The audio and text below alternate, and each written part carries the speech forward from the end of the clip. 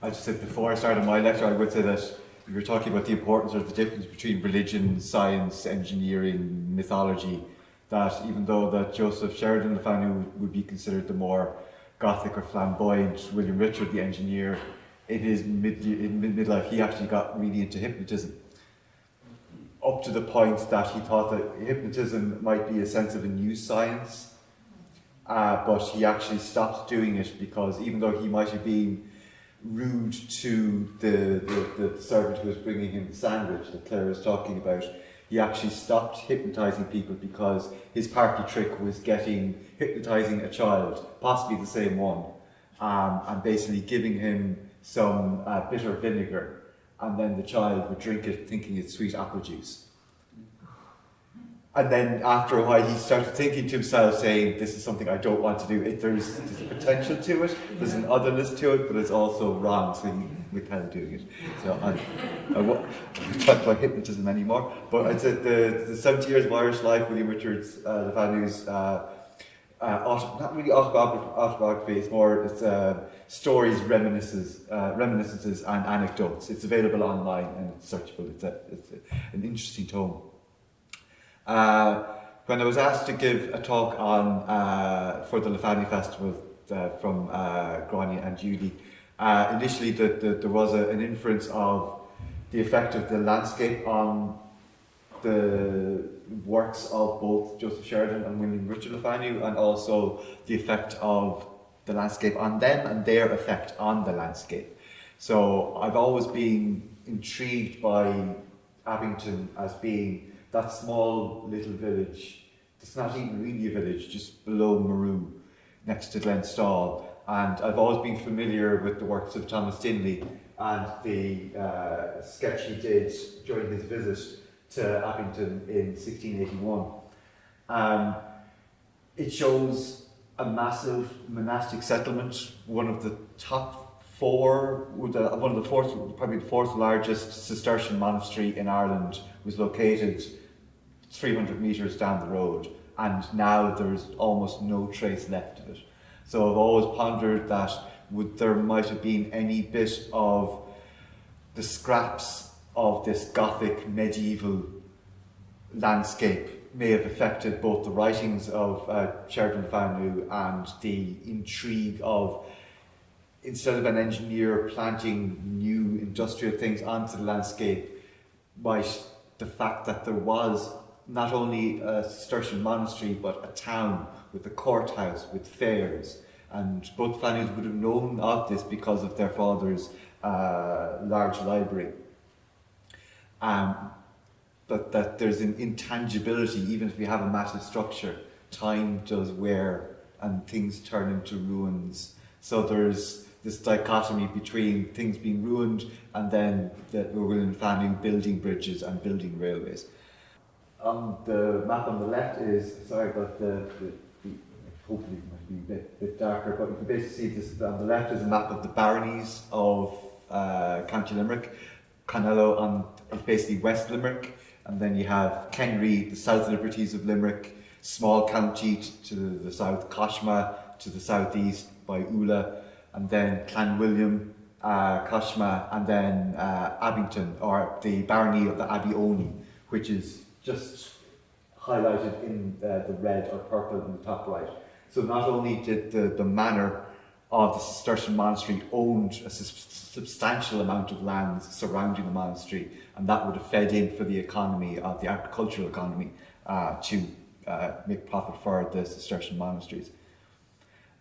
This is a small little detail from the Down survey map of it's post-Cromwellian, so it's about 1665, 1668, shows Abbey Owney, and you can see the Mulcair River going down in between. There's a bridge going over, and then a settlement on either side of the bridge, and just to the north there's what looks like a castle, but it's actually a representation which says the manor of the Abbey of Abbey Owney. So not only is it the Abbey of Owney, it's the manor of Abbey Owney. So it's like a proto-town develops around the monastery. The Abbey Owney is a Cistercian monastery. In Irish it'd be Manaster Weedna. In English it's Wothney Owney. I've gone through a couple of books that there's at least 8 different variations of Abbey Owney. There's different spellings constantly throughout, not only in the medieval period, but and later on. It was founded in the early 13th century by Theobald Walter. Theobald Walter be butler of the butlers of Ormond. That would be of most of Kilkenny and Tipperary. He was founded by him. So the Cistercian monastery of Abbey Owney was an Anglo-Norman foundation relative to the adjacent Cistercian monastery of Manchester or Manasterena, which is an O'Brien Gaelic Irish monastery. They're both Cistercian. One is Gaelic and one is Anglo-Norman. And it's interesting, at the very start, Manchester predates Abbey Owney, but as the medieval period progresses, more inference and more wealth comes from the Anglo-Norman foundation than comes from the O'Brien foundation. Again, it was one of the most important Cistercian foundations in the country. Extensive holdings in Limerick, and also they had an exclave in County Kerry, in the Dingle Peninsula, and also in Tipperary near Thurles. The monastery surrendered, obviously, with the dissolution of the monasteries in 1540, and was burned by O'Carroll of Éla. Also, there are references to Murragh O'Brien or Murragh the Burner being involved in the desecration and removal of much of the medieval fabric as well. It wasn't until the 1680s when Joseph Stepney of Abington House basically built. Abington House was just still extant but in ruins just south of the bridge at Abbey Owney. He used most of the cut stone from the abbey and basically dismantled most of the abbey to create his new house in Abington. There is reference from Reverend Seymour in an article for the Journal of Royal Societies of Antiquaries of Ireland that in 1907 there were still many bits of cut stone and ashlar from Abbey Owney, from the monastery, still in Abington House, but subsequently some of the medieval fabric from the monastery was then moved to Clonchevoy House, where it was turned into a rockery, and whether or not it is still there, I haven't found out yet. This is just basically just a modern ordnance survey map showing Abbey Owney Beg, and also the parish of Tua and Down. So they're all of the barony of Abbey Owney and the surrounding lands. And I don't know if you can see very clearly, but I've kind of highlighted the importance of the rivers to the north, the Clare River, and to the south, the Mulcair River. The importance of fishing weirs, the importance of fishing, possible transport, although there are a lot of cascades on the rivers in those areas. But I've also highlighted in small little crosses for monastic or ecclesiastical centres or churches, and then little squares to show some of the castles in the area. This is just an ordnance survey map from 1840, so obviously we have previous down survey maps, but this is in 1840 where you still have some settlement in and around the abbey of Abbey Owney before the cluster of settlement moves up to the north surrounding the current Church of Ireland church here, which was built in 1870. It's interesting, from the terrier that I have to the right there is from the Civil Survey of Limerick, which is a Cromwellian recording of all lands owned in Ireland for payment of services to Cromwellian troops. So basically it's a transplantation to take the land of most of Ireland from the Catholic landholders to be replaced by Protestant landowners. But you can see that even by 1654 in the Civil Survey, that the proprietor of Abbey Owney is actually already a papist, Colonel Piers Welch of Abbey Owney, and again, the Abbey Owney is spelt in a different way. In total, there's 2,400 hectares, of which there's arable, meadowland, pasture land, and timberwood, which are considered profitable. So there's money to be recouped for owning this land, but there's also unprofitable lands. There's underwood and there's red bog, which is basically just scrub. So even in 1640, it's priced valued at £350, which is a significant amount considering the relatively small area of just the manor of Abbey Owney. You can see just to the left, on the left-hand corner is the area just over by the bridge, which is the site of the medieval monastery. We are currently in this church, is just off the map to the north, and again you have the river Mulcair going through. It is interesting that in the terrier of the civil survey, it says Abbey Owney 7 quarter-meres being a manor town with the privilege of a court, yeat and a court baron, ye river of Mulcair leading through the said town, and a stone bridge thereupon, 1 mill, 2 fishing weirs, a demolished stone house with 2 orchards, and a garden upon Rath and Knocknagartini. And Rath would be just to the southeast of the monastery. It's interesting to see that just to the bottom of the map, there's even 1840 that still refers to if there's still Fair Green. So I think there were 2 fairs, one in May and one in August, May 27th and August 29th, I think. I can't remember from the top of my head. So there was still a fair, a market fair in Abbey Owney, in Abington, into the late 18th, early 19th century. And just next to Willowbank House, just south of the Abbey, there's also a courthouse. So you wouldn't, if you were to walk down towards the Abbey now and further down the road, you wouldn't believe that there's a courthouse, there's a fair, there's a market, there's a civil or civic life being put in. Of the monastery of Abbey Owney, from what you could see from the first slide, from the sketch of Thomas Dinley, nothing really upstanding remains other than what is known as Pierce Welch's house, which is just south of the graveyard itself on the slope running down to the Mulcair River.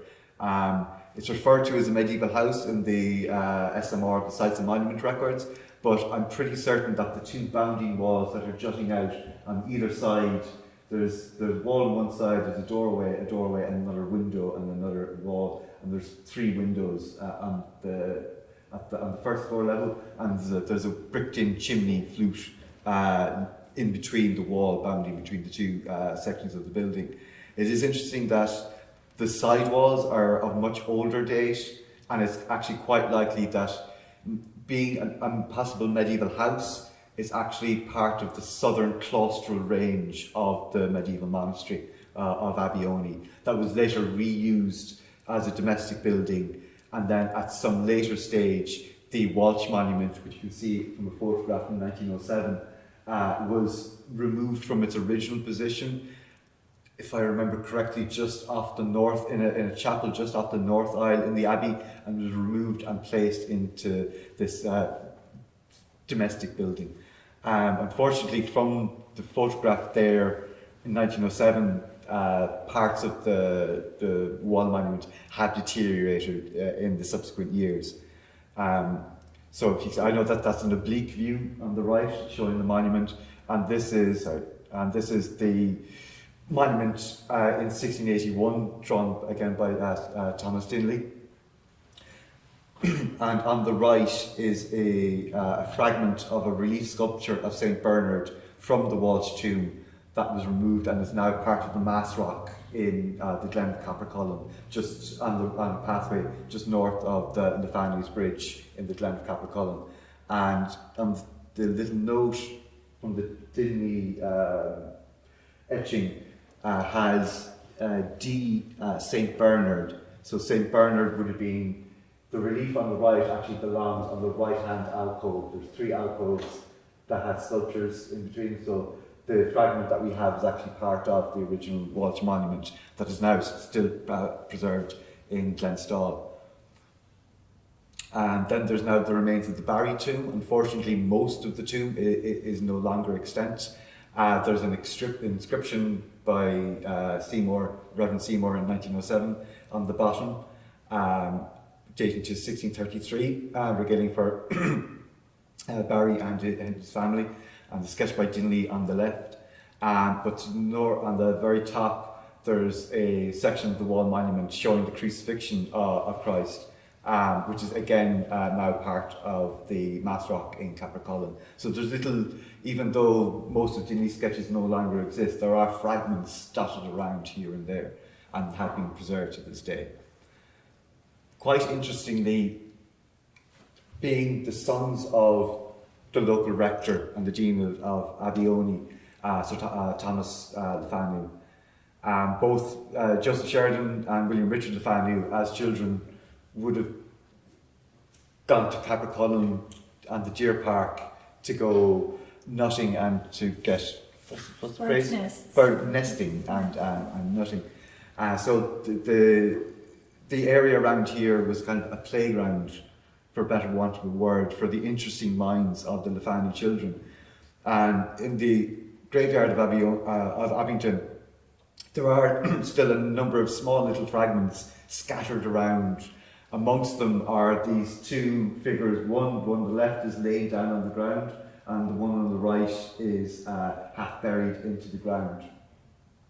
They're referred to as possible caryatids, which are kind of female figures as part of a monument, as a pillar, and they're about 80 centimetres, just over a metre in height.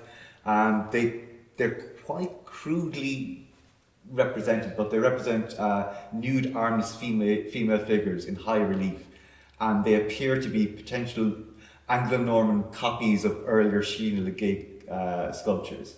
They are quite similar. I mean, what's interesting is on the original sketch from Dinley doesn't show the female figure. They are quite well endowed. They have a pregnant body, a belly, and their legs are intertwined, and they have quite a grotesque face. So it's weird that Thomas Dinley might just be sketching from afar or didn't want to portray the nude female figure in his sketches.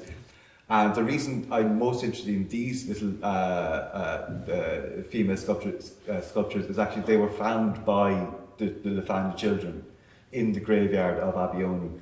And in the translations of Thomas Dinley's sketch of travels in Ireland that was published in 1865, it said that in a mound of rubbish my brother thinks that portions of some of the other monuments might be found. As he remembers, on a small portion it had been dug, and two pillars represented in the drawing of the Barry mausoleum were found. So this shows that the Lefanu children had access to the Dinley sketches and the travel. So it shows us that they had a good library and were well educated and well versed in the history of the locality. And they were found in quite good preservation. He was found a few years ago looking for a portion of the Barry monument and a richly carved stone, both of which had been seen as used as headstones, but the churchyard had become so overgrown with grass and weeds that he could not find them. But he and I both remember them perfectly being there. So it shows that they did not only explore as children, but they actually went around as kind of junior antiquaries themselves. And when someone came around looking to write histories on the area, William Richard Fanu was one of the people that knew, even though he was an interloper who only came when he was 10, then went up to Dublin and had travelled all around the country. He was knowledgeable enough to be able to give explanations of the antiquities of the area. As well as the Sheena le Gaigs and parts of the wall tomb, there are actually a number of other medieval fragments. The ones on the right are architectural fragments, parts of bases for columns, parts of windows that are scattered around the graveyard, and the two fragments for the left are fragments of a chest tomb and an unknown relief on the bottom right and bottom left. There's an architectural pillar with a round arch. It's quite denuded. It's unclear exactly which tomb it originally belonged to, but both the sculptures on the left are now part of the Mass Rock up in Capricolin. This will be my last slide, just to show that, Margaret O'Brien recently for University of Limerick wrote a fantastic thesis on the history of Abbey Owney. Unfortunately, I only found out that she had written that thesis last week, but she kindly shared her thesis with me, and it was great to be able to kind of look at her corpus of knowledge. The only thing I disagree with her in her thesis is it was thought that the claustral range of the monastery was to the north, and I think it's more likely to the south, because a number of years ago it was quite dry weather, and people sent up drones and you can actually see from varying satellite photographs and drone photographs, you can see crop marks in the land. Across the road to the right, there are linear and perpendicular lines which are part of the deserted medieval settlement of Abbey Owney, and then just from the bridge coming up, dissecting on the right, and you have the River Mulcair on the south, and there are mill races leading up to the fishing weirs and the water mill that's referred to in the civil survey. And if you scale up, the Cistercian monasteries are generally built under the same foundation and scale, with the same number of ambulatories, dormitories, chapter houses, generally all in the same position. So if you scale up the generic map of a plan of a Cistercian monastery, it fits almost perfectly into the graveyard. So the old section of the graveyard in Abington, that is the entire footprint of the medieval abbey of Abbey Owney. I think I'll leave it that, as it's now 2 o'clock and you're nodding at me.